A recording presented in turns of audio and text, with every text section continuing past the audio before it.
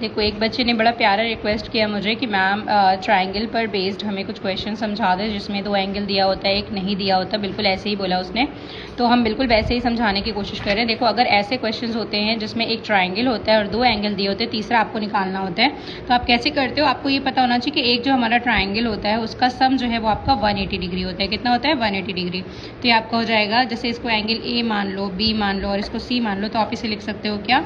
Angle A plus angle B plus angle C is equals to 180 degree. ठीक है, अब ये हमारा हो जाएगा क्या? एंगल ए कितना हो जाएगा? 40 डिग्री प्लस ये आपका 50 डिग्री प्लस ये आपका एंगल सी एक्स है इज इक्वल्स टू 180 डिग्री। ठीक है, तो ये हो जाएगा आपका 50 प्लस 40 आपका 90 degree plus x is equals to 180 degree हो जाएगा। ये 90 उधर चला जाएगा, x is equals to 180 degree minus 90 degree. ठीक है, तो ये कितना आ जाएगा आपका? 90।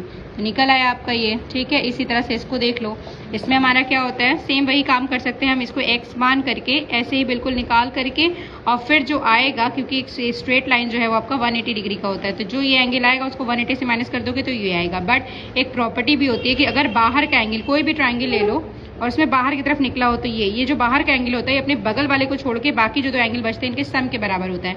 मतलब ये वाले एंगल को अगर तुम्हें निकालना है, अगर इस एंगल को तुम्हें निकालना है तो इसके जस्ट बगल वाले को छोड़ दो, बचे हुए जो 2 एंगल है उन्हीं के जोड़ के बराबर होता है। तो 80 प्लस 60 कितना आ जाएगा? ये 140। ठीक है, ये हो गया आपका। क्या करना है हमें? कोई भी एंगल किधर भी बढ़ा लो, जैसे मान लो ये बढ़ा हुआ है, ठीक है, ये बढ़ा हुआ है, तो ये वाले एंगल को अगर निकालना है तो इसके जस्ट बगल वाले एंगल को छोड़ दो, तो बचे हुए जो 2 एंगल्स होते हैं वो उनके सम के बराबर होते हैं।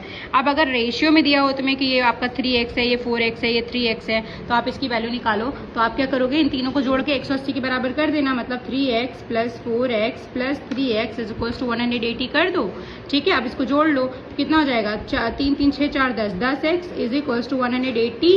तो ये हो जाएगा x is equals to 180 divided by 10। ठीक है, तो ये 0 0 कट गया, कितना आ गया आपका? 18। x की वैल्यू कितनी आ गई? 18। अब इसी को रख लो, जैसे 3x है तो 3 इंटू 18 हो जाएगा, 18 18 का 54 54 हो गया। अगर 4x है, ठीक है, 4x है तो ये हो जाएगा आपका 4 इंटू 18। क्या हो जाएगा? 4 इंटू 18 हो जाएगा, 18 चौक 72